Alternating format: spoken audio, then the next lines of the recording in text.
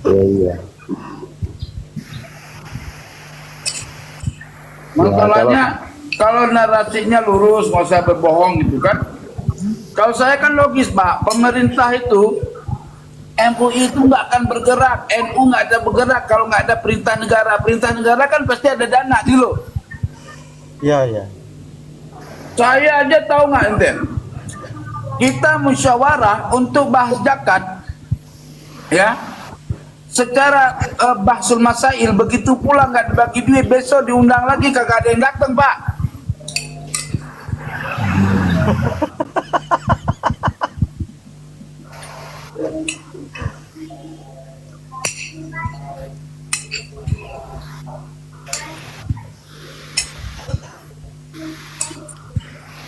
Mas Skincare mana ini? Baru ngurusi order. Mas Adi nih, Mas Adi belum narasi. Iya.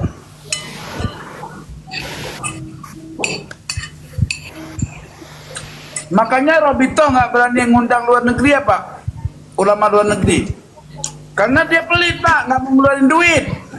Mending bayar mukibin 200.000, 500.000, paling gede 1 juta, udah kelar.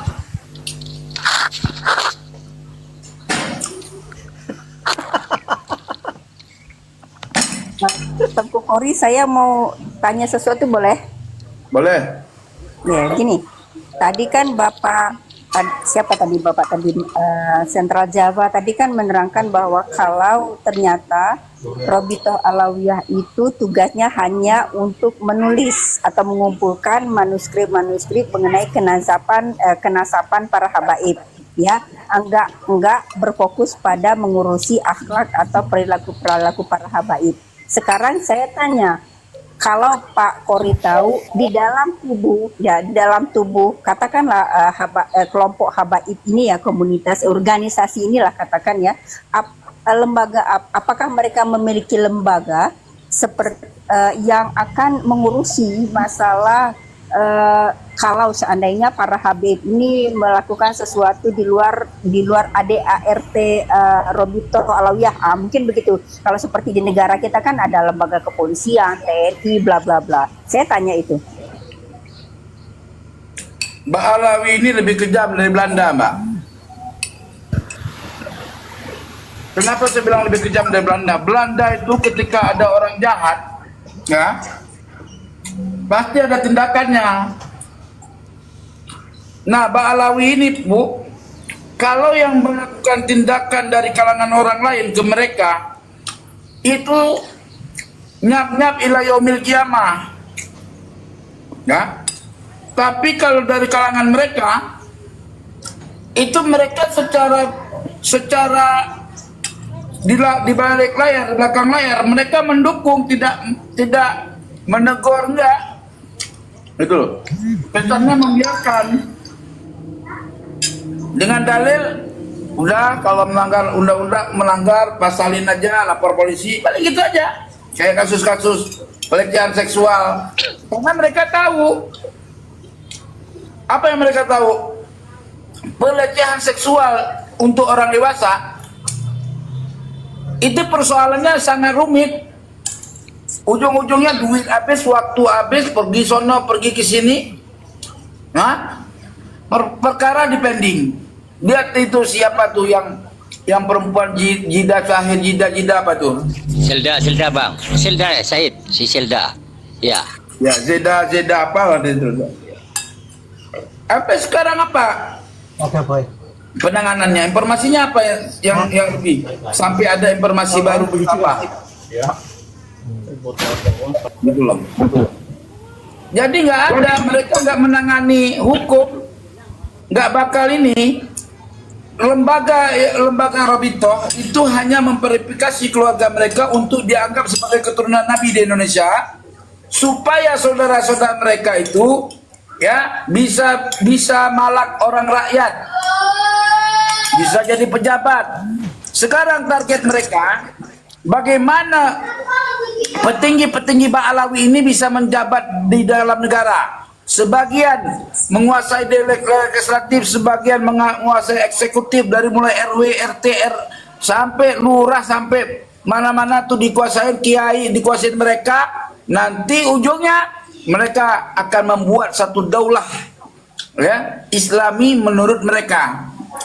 Gitu loh, dengan cara mereka. Itu penjajahan mental pertama. Pada endingnya akhirnya penjajahan negara, mereka akan mengambil negara dengan ideologi bukan dengan cara perang. Paham nggak? Indikasi arahnya ke situ saya. Baunya ke situ, bau.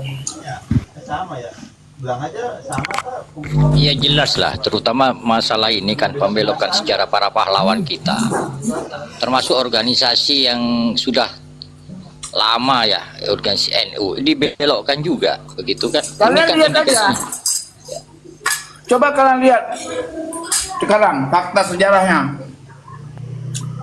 Dulu mereka nggak ada yang masuk dari PNS. Dulu mereka nggak ada yang yang nggak jadi Kapolri apa-apa di daerah. Sekarang pejabat Kapolri aja mereka ada, pejabat militer mereka ada, dari semua sisi ada. Nah, dengan cara apa kalian memberantas mereka? Nah, segala lini ada di mereka. Di bagian proyek ada mereka, bagian bajingan ada mereka. Hah? Di segala lini ada, perjudian ada mereka.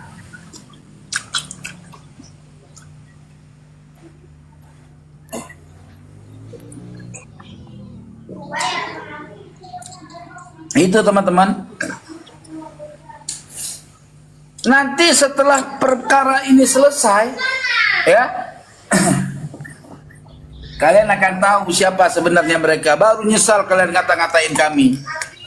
Muka tembok lah nanti kalian tuh, hai orang-orang mukibin. Kalian nggak tahu dunia internasional sih? Hah? Udah banyak orang tahu nasabah Alawi itu palsu. Ya? Sedunia udah pada tahu. Ulama-ulama kita banyak juga yang udah tahu. Cuma mereka nggak berani karena tahu mereka mafia. Tahu nggak? Mereka tuh mafia. Kamu lihat aja. Komal-komal mereka. Apa yang mereka buat? Hah? Kebenaran apa? Isu fitnah ke orang lain. Bikin framing. Menciptakan cerita yang nggak ada.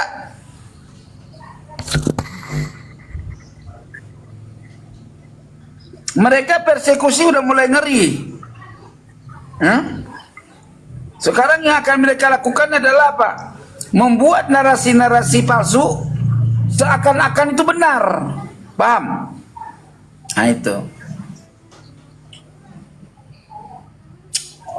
Mencari di mana letak mulutnya kita, mulut saya yang kepleset langsung dihajar.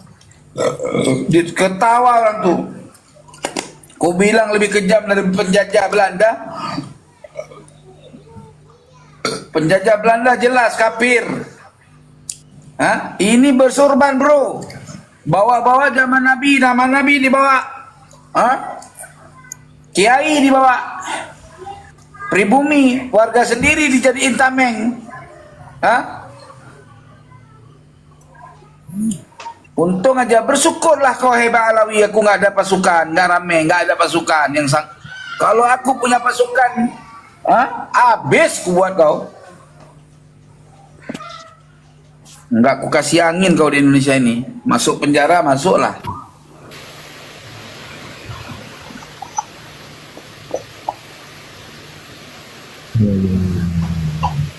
Ini gimana kan sakit hati itu mbak? Bini orang dijempolin,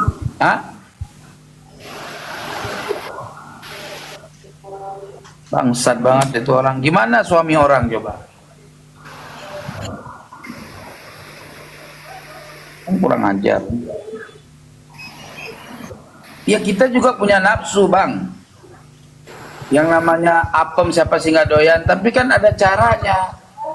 Jangan bawa nama Nabi. Pergi aja ke diskotek sono. Ke apa namanya itu? Ke tempat lunti-lunti itu apa sih namanya itu? Lokalisasi bang. Ya. Pergi aja di sono bayar 200.000. Jangan pakai sorban, bayar 200.000 berapur di sono. Ya, mau berapa perempuan hajar, bayar ada 20 perempuan kali 200.000, 300.000. Udah 30 juta aman. Iya kan? Pulang, mandi junub, pakai sorban lagi. Itu orang nggak tahu. Gitu loh. Ini bini orang, anak orang.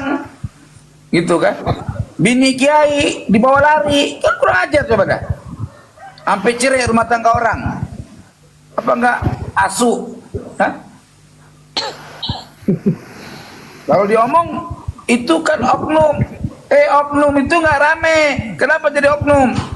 Karena di dalam ideologinya mereka mempunyai martabat tinggi. Gitu loh. Di dalam ideologinya gua cucu Nabi. Nenek moyang gua aja bisa madamkan api neraka. Orang yang mencintai gua aja masuk surga, apalagi gue. Gitu loh. Paham nggak? Betul. Cuman yang ada otaknya lurus di antara mereka ada. Nggak mau berbuat kayak gitu karena otaknya lurus. Paham? Tapi dari 100 manusia dari klan mereka, dari 100 orang, yang lurus itu cuma 20 orang. 80-nya itu bengkok, lenceng-lenceng, otaknya bulat. Melintir udah kayak apa tahu, gasing. Kalau diomong kayak gini, buktinya apa? Buktinya apa? Ya enggak? Hah? Giliran kita tanya, kakek lo buktinya apa sebagai cucu Nabi? Gitu. Jawabannya apa? Nggak perlu bukti, kakek gua mah kan jahanam coba. Hah? Gitu. Segala nasab orang dibatal-batalin sama dia dulu. Sekarang ngomongnya, udah kita nggak usah urus-urus nasab orang. Jahanam. Dulu ngurusin nasab orang nyap-nyap. Wali Songo terputus sejak 500 tahun. Hah? Asal ada orang keturunan Sadah yang bukan dari klan mereka, tidak diasisi sama Robitoh palsu. Jahanam. Itu bukan rahasia umum, dari zaman dulu udah kedengeran itu.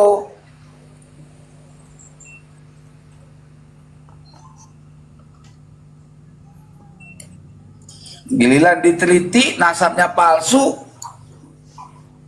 blunder. Dibilang pendatang imigran Yaman, ngaku-ngaku pribumi. Nyap-nyap.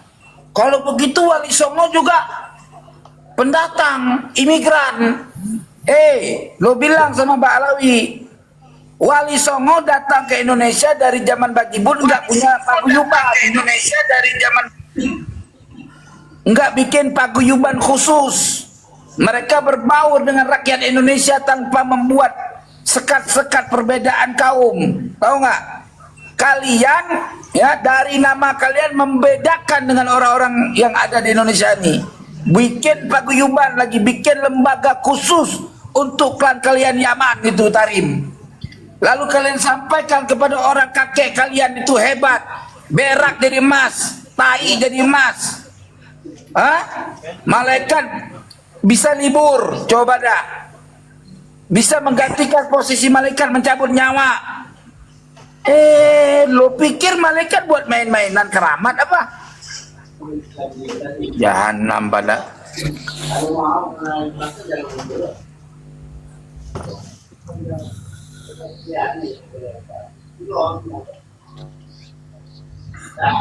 Sakit lo. Ini masalahnya bukan lagi soal nasab, udah soal akidah, soal pemahaman agama. Disuruh ngaji Quran orang bisa. Ngomong sebakul. Itu yang sorban-sorbanan itu rata-rata nggak bisa apa-apa itu. Lagunya selangit.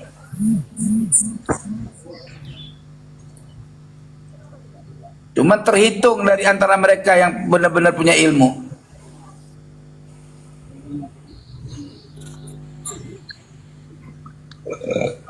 Tapi Tengku, saya mau bilang sesuatu. Silakan.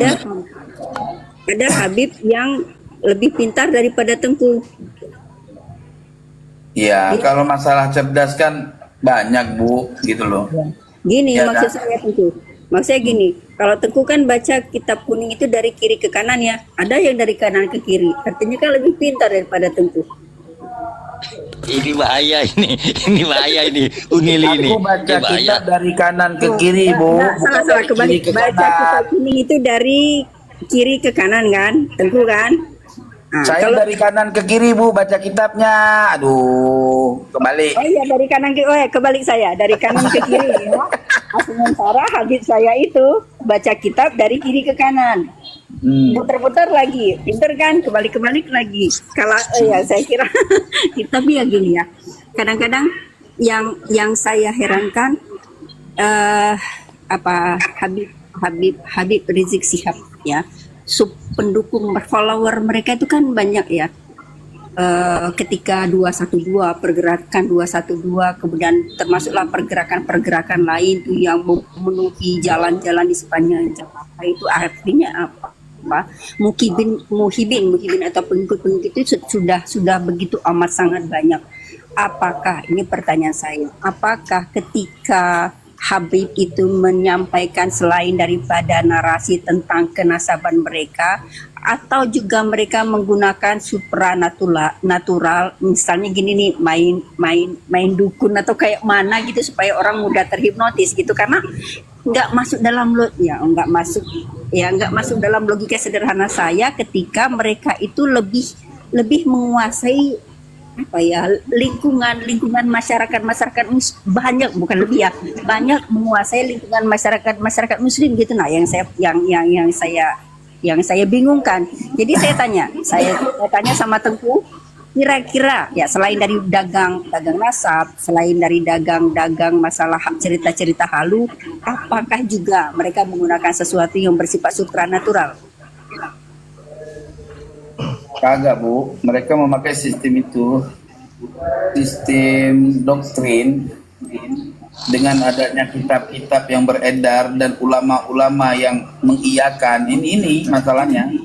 Ada ulama-ulama yang mengiyakan. Kalau di Aceh nggak bisa mereka kayak gitu, Bu. Di Aceh nyaris tidak terdengar perilaku jahanam mereka itu. Gitu loh. Nggak berani karena di Aceh tegas orangnya lo boleh ngaku keturunan Nabi tapi nggak boleh ngerong-rong gua lo kan gitu ya di sana yang dihargai yang punya ilmu dan terverifikasi kalau mereka di sini kan cuma pakai modal sorban gitu kesannya hebat wali dan doktrin wali gitu kewalian dengan diceritakan ada orang gila itu bisa terbang bisa keramat bisa ini bisa itu gitu faktanya. Padahal mah udah dibuat sama mereka cerita-cerita bohong gitu loh.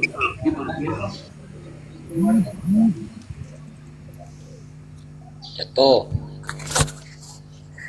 Mbak Nilinya jatuh atau lompat nggak tahu. Kena dorong kali. Enggak kena bersilat itu dia. Pas saya lagi ngomong dia lompat jatuh pula.